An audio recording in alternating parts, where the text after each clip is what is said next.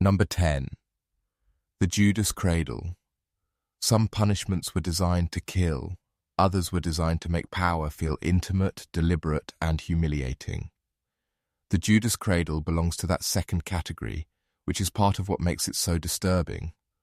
Rather than relying on a blade, a fire, or a public beheading, it worked through the slow weaponization of the body itself. The victim was lowered onto a pyramid-shaped seat, usually with the point aimed at the most vulnerable part of the body, and then suspended or restrained so that gravity did the work. The cruelty was not hidden inside the mechanism. The cruelty was the mechanism. That is what gives the Judas Cradle such a dark place in the historical imagination. It was not simply pain for the sake of pain, it was pain structured as domination. It turned punishment into a form of degradation, making the victim's body the stage on which authority displayed complete control. In many accounts, the torment could be prolonged, repeated, or intensified, especially if weights were added to the legs or if the victim was raised and lowered again. Whether every detail of its later reputation is equally documented is less important than what the image itself reveals.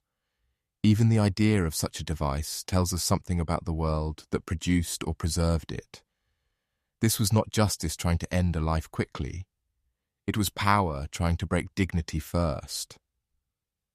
The Judas Cradle is often associated in popular memory with inquisitorial terror, secret chambers, and systems that claimed moral legitimacy while using instruments of extraordinary cruelty. That association matters because it captures one of the deepest contradictions in the history of punishment. Institutions that describe themselves as guardians of order, truth, or spiritual purity could also become experts in calculated suffering. The device did not merely injure, it symbolized the belief that the body could be forced into confession, submission, or collapse through carefully administered torment. And that is why the Judas Cradle still unsettles people now. It represents a kind of punishment that is almost impossible to separate from humiliation. Many historical executions were horrifying, but they could still be framed as endings. The Judas Cradle was different. It made suffering itself the point. It stretched punishment into a performance of helplessness, one in which authority did not just destroy the condemned, but reduced them. History is full of brutal methods, but the ones that linger most darkly are often the ones that show how cruelty can become precise, ritualized, and coldly imaginative. The Judas Cradle survives in memory because it reveals a terrifying truth. Some societies did not merely accept pain as part of punishment. They engineered it into an art of control. Number 9. Boiling alive. There are punishments that horrify because they are violent, and then there are punishments that horrify because they turn death into a process people were expected to watch. Boiling alive belongs to that second category. It is almost unbearable even to imagine, which is exactly why it held such power. The victim was not simply executed. The victim was placed into a situation where suffering became visible, gradual, and absolute. Heat rose, flesh failed, time itself became part of the sentence. In that sense, boiling alive was not only a method of killing, it was a demonstration of total helplessness before authority. What makes it especially disturbing is that it was not always treated as some unthinkable aberration. In certain places and periods, boiling appears in legal or royal contexts as an approved punishment for particular crimes, especially crimes seen as especially threatening, treacherous, or morally disgusting. That is the pattern we see again and again in the history of cruelty. The more frightened a society became about a category of offense, the more it justified punishments designed to look unforgettable. Terror was not a side effect. Terror was the intended message. The body of the condemned became the warning sign. Boiling alive also reveals something about the theatrical nature of historical punishment. A quick execution can communicate authority, but a slow and excruciating one communicates something more ambitious. It tells the population that power does not merely punish wrongdoing. It has the right to decide how much agony a human being can be made to endure. That is why such punishments often appeared in periods where rulers wanted to amplify fear, display moral outrage, or show that certain boundaries could not be crossed without consequences that felt almost beyond human imagination. In later centuries, boiling alive became one of those punishments that people looked back on as proof of a darker age, but that retrospective disgust should not make us miss the more unsettling point. At the time, someone had to authorize it. Someone had to prepare it. Someone had to witness it. A whole structure had to exist around it, legal, ceremonial, or political, for it to happen at all. That is what makes the case more than just a grotesque historical anecdote. It shows how institutions can normalize the unendurable if they can persuade enough people that horror is justified. And that is why boiling alive remains one of the clearest examples of the title of this video. History did not merely invent brutal punishments, it often tried to normalize them by placing them inside the language of order, law, and necessity. Boiling alive stands as one of the most extreme versions of that logic. It was not simply a killing method, it was a statement that power could make suffering public, prolonged, and legitimate. Few punishments exposed the abyss between civilization and cruelty more clearly than that. Number 8. The strappado. Some punishments were terrifying because of how visibly they destroyed the body. Others were terrifying because they could be presented as something less than mutilation while still producing agony severe enough to break a person, psychologically and physically. The strappado belongs to that second category. The victim's hands were tied behind the back, a rope was attached to the wrists, and the body was hauled upward, leaving the person hanging by the arms in a position the human body was never meant to endure. In some versions, the victim was dropped suddenly and stopped short before hitting the ground, multiplying the shock through the shoulders, arms, and chest. It did not need blades or flames. The body's own structure became the instrument of pain. That is what makes the strappado so historically disturbing. It sat inside the grey zone where institutions could pretend they were not committing outright butchery while still inflicting extraordinary suffering. Limbs could be dislocated, nerves could be damaged, breathing itself could become difficult. But because the punishment did not always leave the same immediate spectacle of blood as more overtly theatrical methods, it could be framed as controlled, procedural, even acceptable. That is one of the darkest habits in the history of punishment. Cruelty often becomes easier to normalize when it can disguise itself as restraint. The strappado also became deeply associated with interrogation, which gives it an especially sinister place in memory. This was not always a punishment meant simply to end life.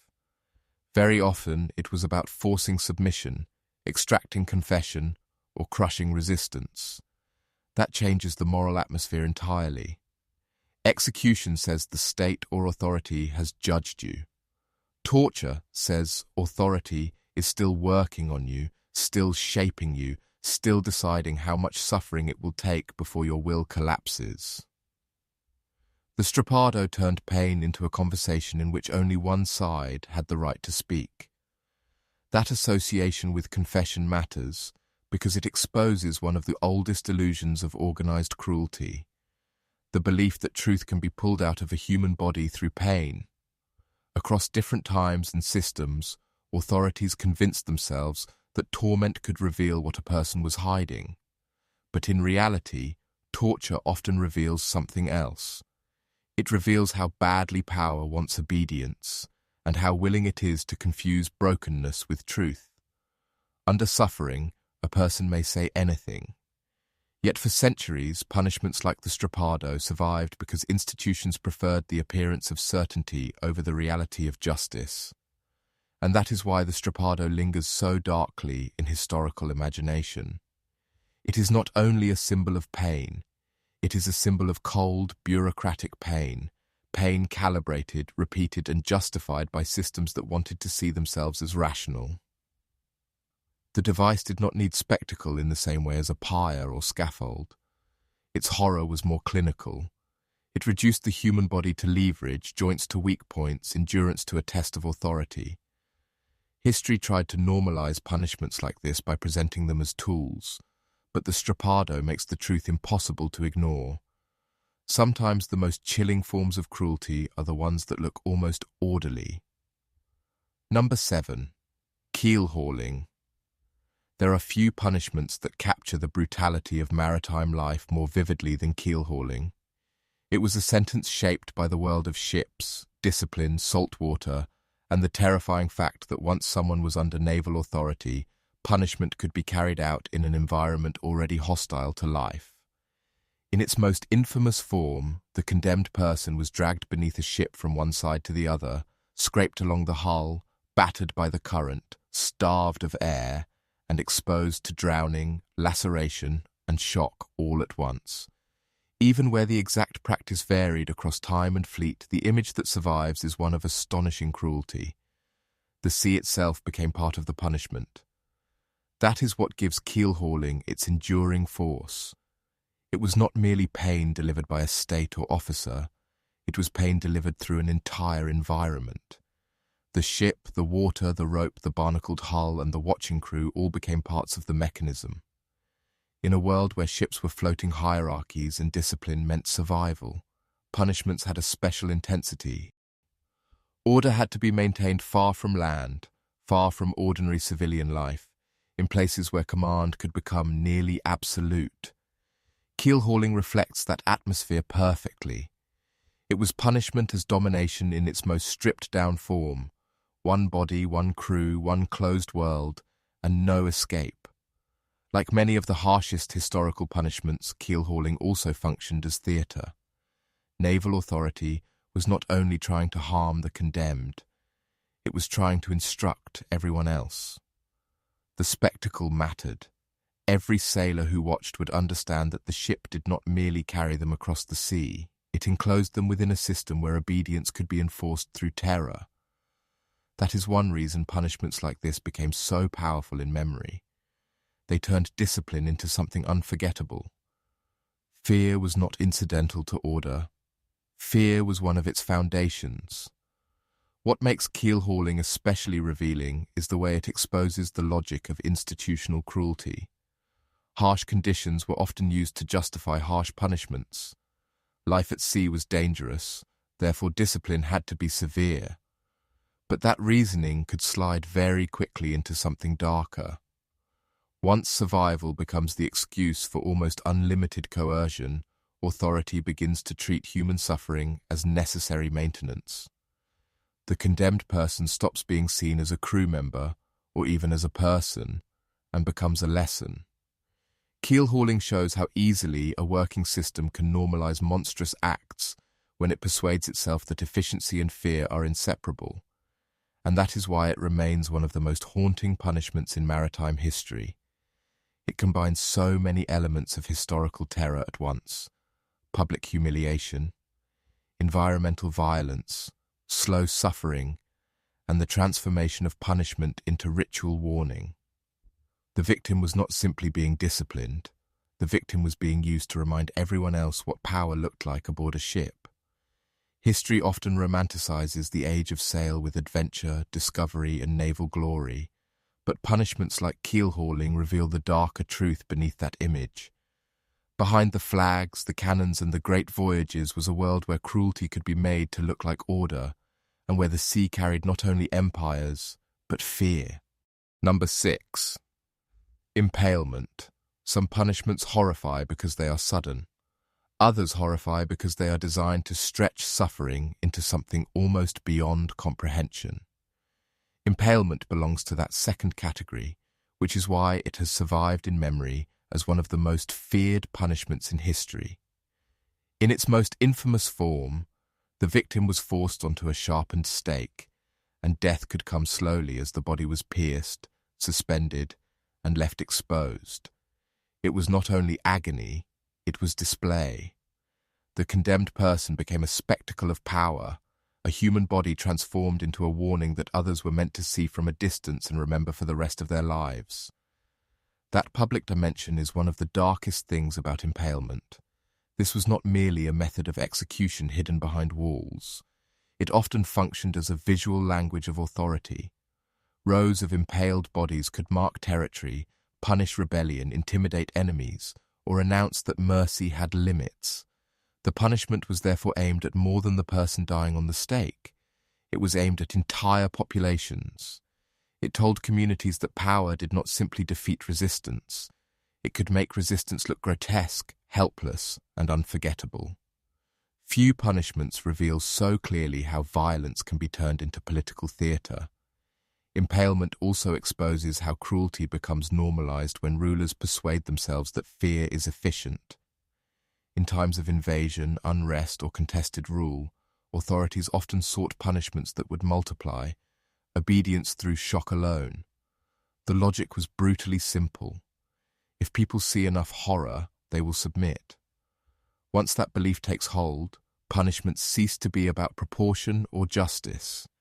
They become instruments of psychological domination. The body of the condemned is no longer treated as the end point of a sentence, but as a medium through which terror is broadcast. The punishment is especially disturbing because of how completely it strips a person of dignity. Many brutal executions kill the victim, but impalement also stages them.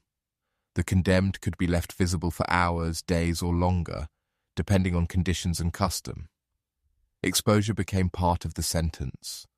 Suffering became part of the message. The result was not just a death, but a prolonged transformation of the human body into an emblem of defeat.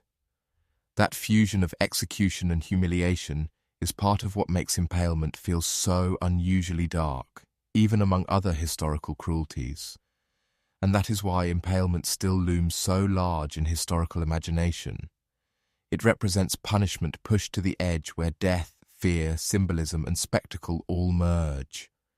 History did not preserve it simply because it was painful. History preserved it because it reveals what happens when authority wants more than obedience. It wants awe. It wants silence. It wants people to internalize terror before they ever commit the act being punished. Impalement endures as one of the clearest examples of a society trying to normalize horror by making it useful, visible, and politically effective. Number 5, the breaking wheel. Some punishments were meant to end a life. Others were meant to destroy the body in front of an audience piece by piece, turning execution into a slow anatomy of suffering. The breaking wheel belongs to that second category, and few methods illustrate the theatrical cruelty of historical punishment more clearly. The condemned person was tied to or laid across a wheel or framework, and the limbs were struck with a heavy instrument, often in a sequence meant to shatter bones without bringing immediate death. Afterward, the broken body might be woven into the spokes displayed on the wheel itself or left exposed as a public warning. It was not enough that the person die. The person had to be visibly reduced. That is what makes the breaking wheel so haunting. It transformed punishment into a ritual of dismantling. The executioner was not merely delivering death. He was methodically ruining the structure of the body. Each blow carried symbolic force, because each one showed that authority had the power not only to kill, but to unmake. The punishment therefore operated on 2 levels at once. For the victim, it meant unbearable physical agony. For the audience, it meant witnessing the complete collapse of human strength under official violence. That combination is exactly what allowed such punishments to survive for so long. They were useful not because they were just, but because they were unforgettable. The breaking wheel also reveals how public punishments were often designed to teach through horror. Crowds did not simply attend executions as passive observers. They were part of the logic. The spectacle was meant to impress itself upon collective memory. People would leave carrying the image of crushed limbs, exposed weakness, and official control. In this way, punishment became a form of communication. The state, or ruling authority, spoke through broken flesh. It announced that crime would not merely be corrected. It would be answered with a physical demonstration so extreme that even hearing about it later could inspire fear. What makes the wheel especially disturbing is the cold structure behind it. This was not random frenzy. It was organized suffering. In many cases, the order of blows mattered. The location of the injuries mattered. Whether mercy was shown sooner or later mattered. That procedural quality is one of the most chilling things in the history of cruelty. Once agony becomes methodical, it becomes easier for institutions to justify. People can tell themselves it is lawful because it follows a pattern. But the breaking wheel makes that excuse look hollow. Precision does not make cruelty less monstrous. It often makes it worse. And that is why the breaking wheel remains one of the clearest examples of history trying to normalize barbarity by dressing it in ceremony. It was brutal, yes, but it was also formal. It belonged to a world in which punishment could be codified, staged, and defended while still amounting to prolonged human destruction. The wheel survives in memory because it reveals a civilization-level contradiction. Societies that considered themselves ordered, moral, and lawful were still willing to build public rituals around shattered bones and slow suffering. Few punishments expose that contradiction more brutally than this one. Number 4. Drawing and quartering. Some punishments were meant to kill a person. Others were meant to erase a person so completely that even the body itself became a political statement. Drawing and quartering belongs to that second category. Associated most famously with the punishment of men condemned for high treason in medieval and early modern England, it was not simply an execution. It was a sequence of degradation, mutilation, and dismemberment designed to make betrayal look so monstrous that the punishment itself had to exceed ordinary death. The condemned could be dragged to the place of execution, hanged, cut down before death, mutilated, disemboweled, and then divided into parts, with the remains sometimes displayed in different locations. It was not just a sentence, it was a ritual annihilation. That is what makes the punishment so dark. Every stage had symbolic weight. Dragging the body stripped away dignity before the execution even began. The partial hanging extended terror rather than ending it. The mutilation that followed turned the condemned person into an example so extreme that no one watching could mistake the message. And the quartering itself carried a final layer of meaning. Authority was not satisfied with killing the traitor. It wanted to scatter the warning. Pieces of the body became political signs placed across space, reminders that the state claimed power not only over life and death, but over memory and fear.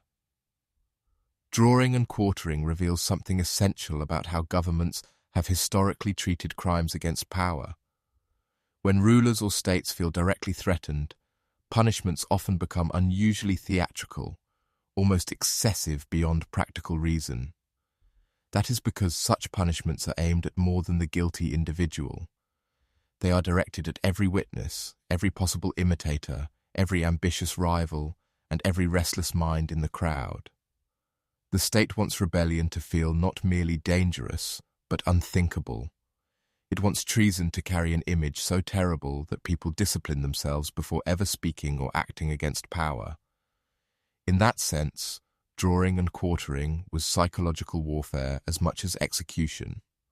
What makes it especially disturbing is how formally such a punishment could be embedded inside law. This was not chaotic vengeance carried out in a moment of mob fury. It was procedure. It had recognized uses, expected stages, and official sanction. That procedural quality is one of the most unsettling patterns in the history of cruelty. Once horror is organized, named, and repeated often enough, people begin to treat it as normal. The existence of legal structure can make even the most savage acts seem legitimate to those inside the system. Drawing and quartering shows just how far that normalization can go.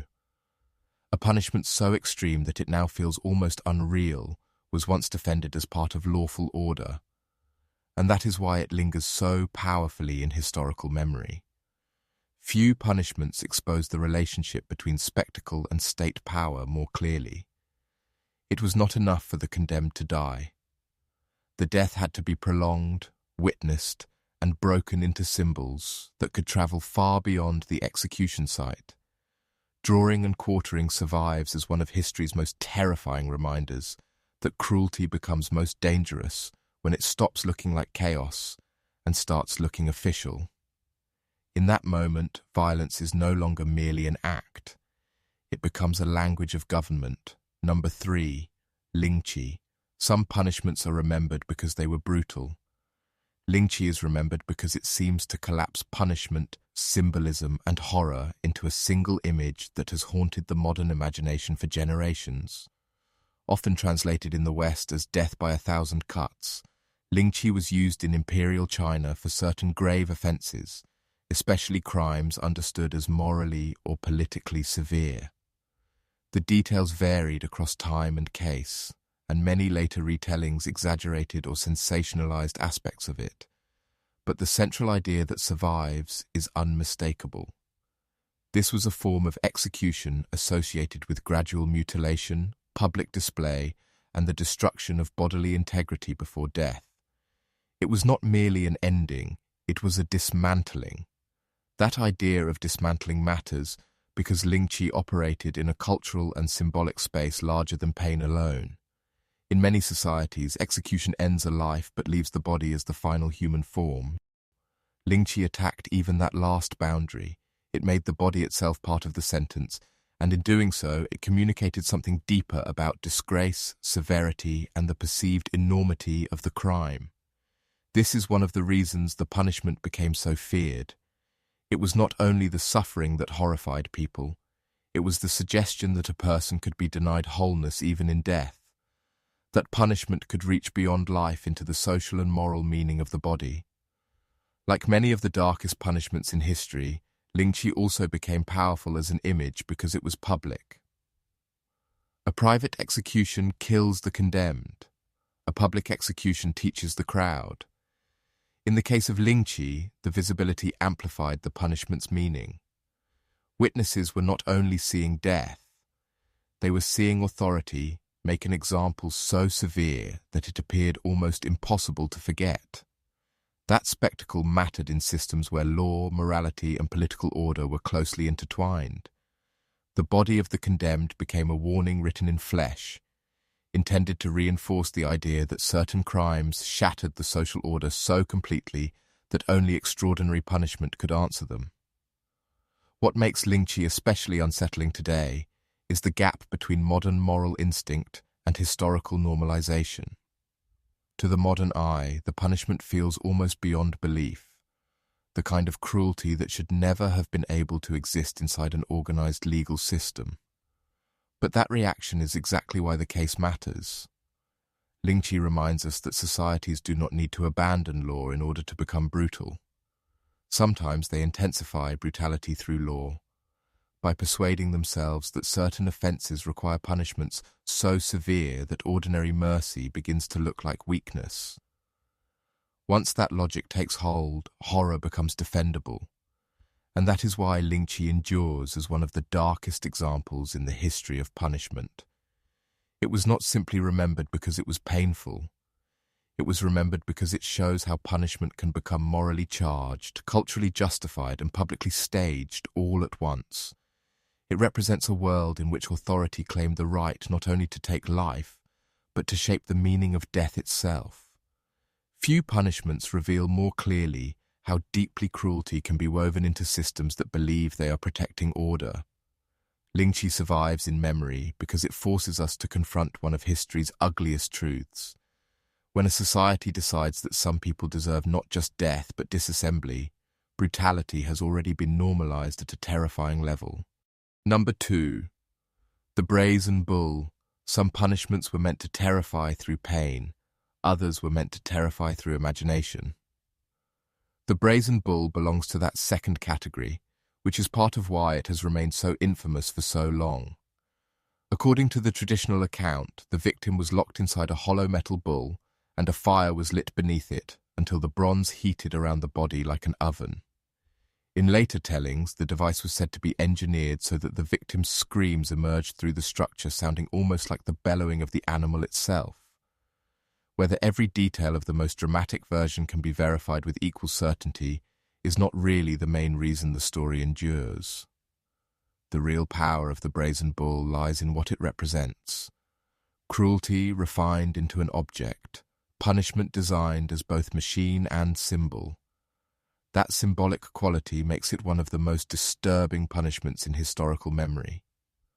A sword kills, a scaffold executes, but the Brazen Bull suggests something colder and more deliberate. It implies design, it implies invention, it implies a culture in which someone did not merely want to punish the condemned, but wanted to build a device that transformed suffering into spectacle. That is a darker threshold. Once cruelty becomes engineered, it stops looking like an act of rage and starts looking like craftsmanship in the service of horror. The punishment no longer feels improvised or accidental. It feels imagined, planned, and perfected. The Brazen Bull also survives because it expresses one of the darkest ideas in the history of punishment, that authority can aestheticize agony. The device was not only functional in the story told about it. It was theatrical, it had shape, symbolism, and an almost ceremonial cruelty. The condemned person disappeared inside an image, and that disappearance mattered. Instead of seeing an ordinary human body being killed, witnesses were confronted with a constructed spectacle in which pain was enclosed, transformed, and turned into something memorable. The punishment became not just violence, but performance. That is exactly the kind of thing history repeatedly tried to normalize when power wanted fear to feel impressive rather than merely brutal. What makes the case especially haunting is the way it blurs the line between punishment and artistic monstrosity. A society can justify violence by calling it law, it can justify executions by calling them necessary. But once it begins producing elaborate forms of suffering that appear almost sculptural in their conception, something deeper has gone wrong. The Brazen Bull represents that descent perfectly. It suggests a world in which the imagination itself has been recruited by cruelty, where intelligence and invention are no longer opposing barbarity, but assisting it. That is why the story remains so memorable even now. It is not only about pain, it is about what happens when power becomes creative in the worst possible direction, and that is why the Brazen Bull still stands near the top of any list of punishments history tried to normalize. It combines heat, confinement, spectacle, symbolism, and mechanical design into one of the most chilling images ever attached to justice. Even if some versions of the story were embellished over time, the punishment's place in cultural memory reveals something important. People remembered it because it captured a truth larger than itself. Civilizations do not become frightening only when they tolerate cruelty. They become truly frightening when they begin to shape cruelty into objects that can be admired, repeated, and defended. The Brazen Bull endures because it feels like punishment crossing over into nightmare with full official permission. Number 1. Scaphism. If this list has shown anything, it is that history often turned punishment into spectacle. But Scaphism sits at the darkest edge of that pattern because it was not merely about causing pain or ensuring death. It was about prolonging suffering through exposure, helplessness, decay, and the deliberate use of the natural world against the body. In the traditional account, the victim was confined between hollowed vessels or bound in a way that left the body exposed, force-fed milk and honey, smeared or covered to attract insects, and left in marshy conditions while infestation, infection, heat and exhaustion slowly did their work. The horror of Scaphism lies not in one violent moment, but in the slow conversion of the body into a site of invasion. That is what makes it so profoundly disturbing. Many punishments are shocking because they are physically destructive, but Scaphism feels worse because it stretches punishment into a kind of living decomposition. The condemned person is not simply being executed by a visible instrument. The person is being abandoned inside a process designed to let time, exposure, insects, thirst, illness, and filth become the executioners. That changes the emotional tone completely. It is one thing to imagine a blade or a fire.